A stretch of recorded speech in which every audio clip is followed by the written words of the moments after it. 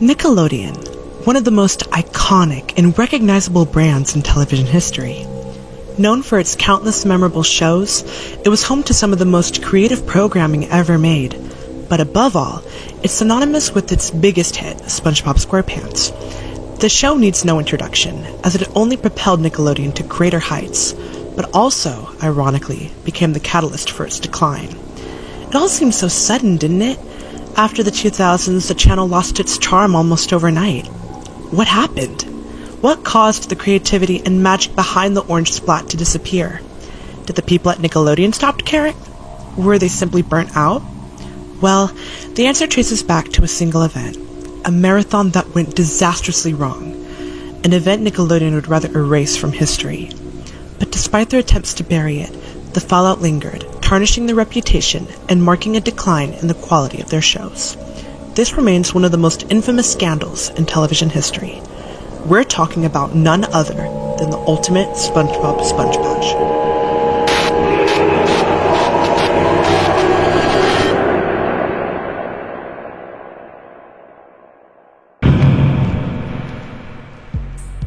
On July 17th, Nickelodeon hosted a special event to celebrate the 10th anniversary of SpongeBob SquarePants.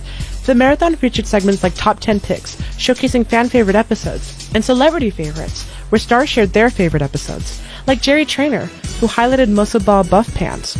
And last but not least, the premiere of 12 brand new SpongeBob episodes, with the most anticipated and heavily promoted being To SquarePants or Not to SquarePants, which was also the first episode that launched the event and the first one to premiere out of all the other new episodes.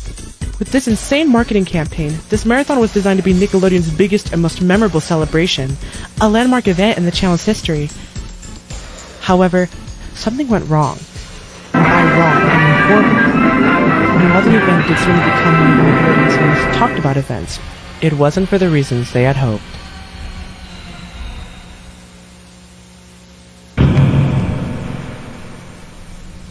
Something deeply troubling was happening behind the scenes at the animation studio. As SpongeBob SquarePants skyrocketed in popularity ever since the early 2000s, the studio became consumed by an insatiable hunger for profit. Profits that had to be made quickly, no matter the cost. And the ones who paid the price were the hardworking animators and staff. With SpongeBob's growing fame came swelling egos and unchecked arrogance among studio executives. By 2009, as the marathon approached, the relentless demand for more SpongeBob content translated into increasingly harsh working conditions. The atmosphere in the studio allegedly became unbearable.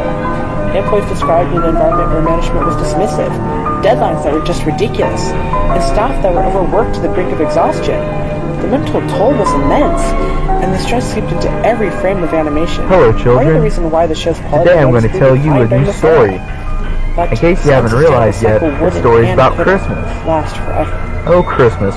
What a wonderful holiday, filled with colors and lights and joy. Armand joined Nickelodeon I think everyone loves Christmas. And at first, he was welcomed warmly by maybe the not staff and everyone. colleagues who would later become But the story I'm going to tell you now is about a very old man the worsening named attitude Boozer. and toxic environment He was within the selfish, studio greedy, took a heavy toll on him. rude, filled with anger, The and relentless most stress, importantly, the he impossible hated deadlines, Christmas. and the blatant disregard But on for this the story, well-being of employees Boozer will started get to to see wear the true Armand meaning down. of this wonderful His holiday. personality began to deteriorate. He became bitter, often wishing the worst for those around him, without even realizing what he was saying. Sleepless nights became the norm, and the overwhelming pressure even led to hallucinations. He could no longer endure it. The stress, the abuse, and the suffocating mantra, and more SpongeBob echoing through every corner of the We were in a studio. toy shop. To Armand, It was a every very employee nice had and been pretty reduced to toy nothing shop. more than endless tools. Everyone loved to go Machines there. programmed to churn All out the profit, kids loved his their voices toys. silenced, their There were all struggles kinds of toys in there. Armand made a Small, decision. cheap and expensive. Enough was enough. Boozer would make a lot of Together, money off with a his group of toys, trusted friends especially who had met during at the Christmas. studio, Armand And this devised is a where our story begins. plan for revenge. They knew the ultimate SpongeBob Sponge Bash would attract millions of eyes to Nickelodeon, making it the perfect stage for their message.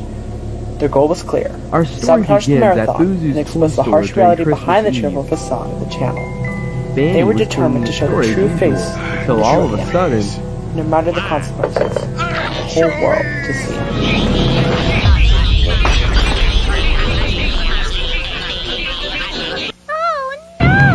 Beanie said as she could hear her boss, Mr. Boozoo, On walking July towards her. 17th, 2009, viewers tuned into Nickelodeon, eagerly awaiting the start of the ultimate SpongeBob Sponge Bash. Across forums and chat rooms, multiple Nickelodeon and SpongeBob fans gathered to share their excitement and expectations for what promised to be a historic marathon. But as the anticipation built, some viewers began to notice something odd. Something wasn't quite right with Nickelodeon's broadcast.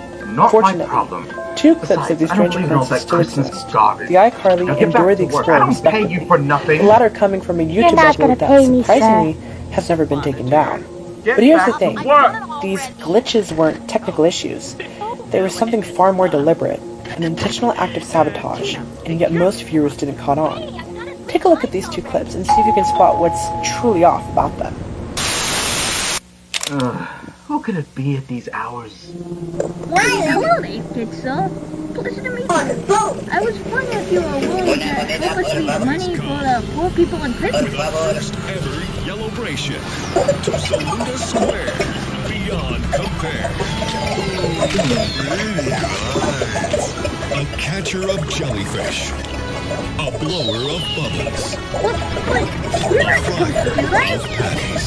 This is my store. I can do anything I want. Besides, I'm not going to give a single cent for this stinking holiday. Mind-blowing You are absurdity. a selfish old man. I hope you know that. It's lost, kiddo. Bask in the sweet glow of his pores. Tonight, we celebrate the inner SquarePants in all of us. Or to the Tonight environment. begins the ultimate SpongeBob Sponge Bash. Is that supposed to happen? No.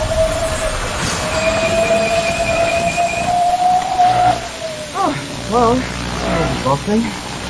I don't really expect tomorrow to be any better, though. Oh, I hate Christmas. Nickelodeon brought this on themselves. They knew this day would come.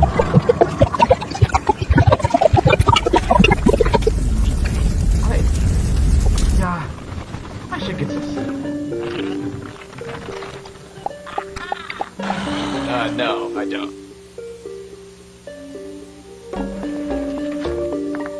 Back? Oh yeah, sure. This is a pepperoni stick. Oh my god, I'm in trouble. Look, we'd love to hang out and talk. For a brief moment, a message flickered on the screen. It was nearly impossible to read, distorted by heavy glitches and, oddly enough, displayed backwards. Whether this was an accident or an intentional choice is unknown though. But after careful analysis, the message was clear. They were warning Nickelodeon to cease the entire event, or else they were going to ruin the marathon with these signal intrusions. As seen in these clips, Nickelodeon's engineers acted swiftly, restoring normal programming in a matter of seconds. We don't know if they ever noticed this cryptic message, but if they did, they likely dismissed it. To them, it must have seemed like a minor hiccup, something easily wiped away overnight. Perhaps assuming it was the work of pranksters attempting to interfere with the signal. Hello? They were wrong. When the marathon finally began at 8 o'clock p.m., more chaos and just started. Thanks to the many SpongeBob fans who recorded the event live on VHS, DVD, or digital devices, nearly every strange occurrence from those 3 days of the marathon has been preserved. We probably use recording footage, but as of right now, we have access to most, if not all, of the anomalies that plagued the marathon. Most importantly, however, the recording of the alleged resignation letter. But more about later. Each clip gets more disturbing than the last, escalating to points where Nickelodeon's engineers struggled to stop the intrusions, or, in some cases, couldn't stop them at all. Now, I'll play each recording that has been recovered and analyze them in detail where possible.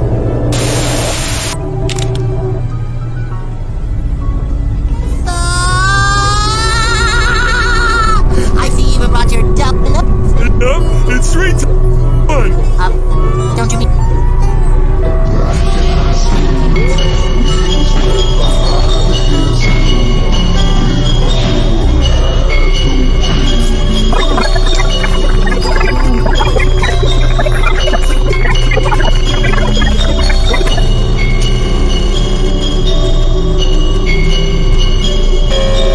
You heard me. Panic is not advised. Although it may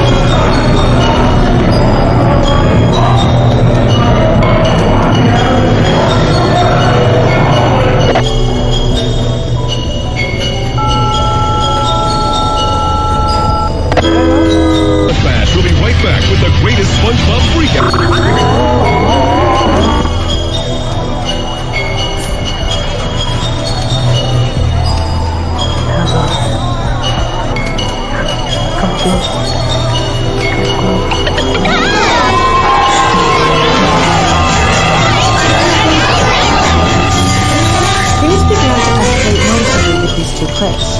In the first place, Army disregard almost immediately, and instead of inspector and capture simply disappeared.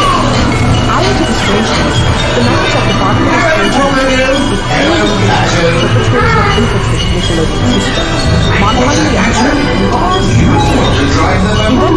Campus of reasons as well, but the moment left he was collected. The second question is the order and power of the extent of the especially odd about the confirmed time. Interestingly, the first begins with the technical difficulty screens. Multiple users claim it occurred around the Sabotage anniversary, which aired at 9:15 p.m., and claimed they saw a masked plankton staring at the screen. Unfortunately, this means that this clip isn't complete if you don't see what happened prior to this.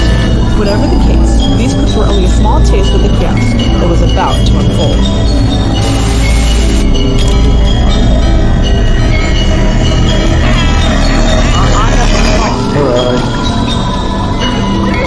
Every item.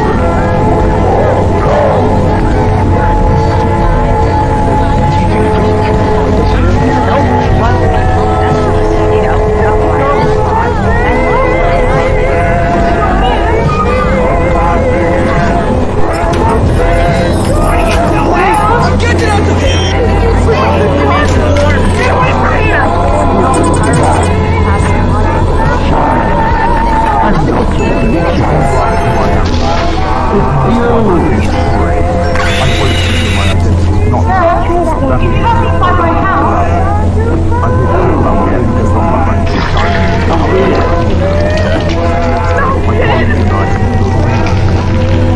Is it just gonna stay on that now? Oh, there she is.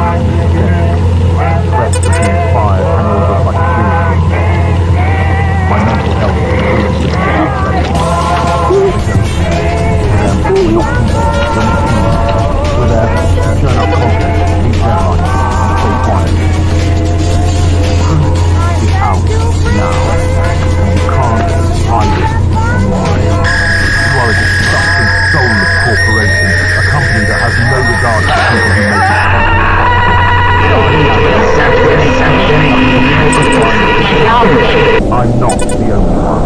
And now, with this statement, I'm officially resigning from the company. How brittle, how silly you are.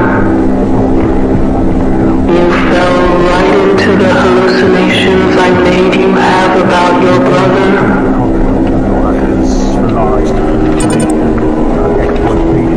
I thought you could get away with it. I brought you here because I want your body and your soul, since all these bodies that I collected are empty without a soul, as they have already gone to rest, except for yours and your brother's. Like this. Like this. So you see, I made it all up so I am the witch. The same one who created the wolf and all this curse, all these murders that were caused by the wolf, was out of pure ambition for power and cruelty, so that I could become more powerful and unstoppable. I was present at all these deaths, but unfortunately my creation was killed by your weakness. But there still remained you and your brother, and so I brought you here. Now see how your brother is, and contemplate your failure in killing the wolf.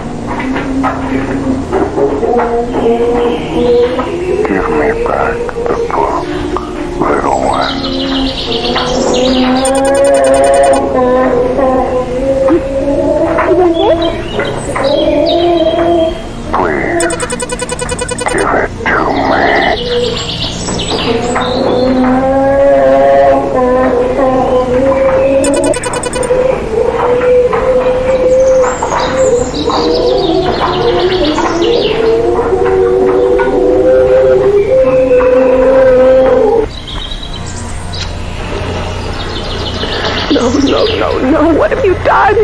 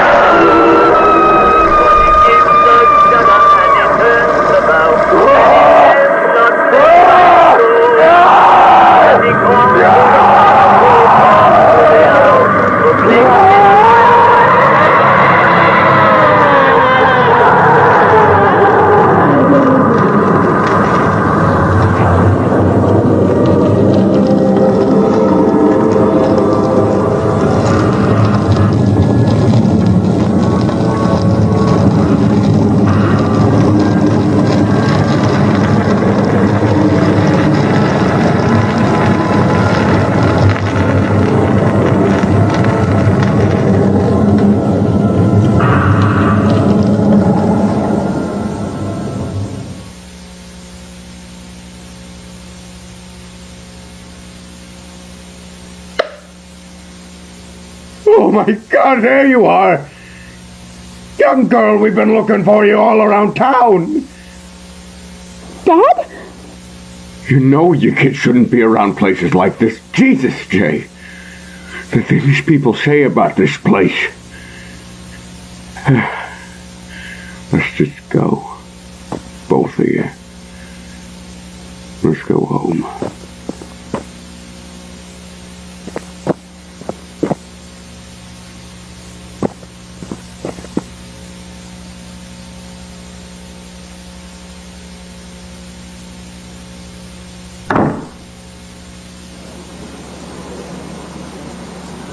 Mr. and Mrs. Waterman were very, very bad people. So many families torn apart. And though the town saw them burn on the fiery pits of hell, that house and the memory of their horrible actions still haunt the town of Nash Lake.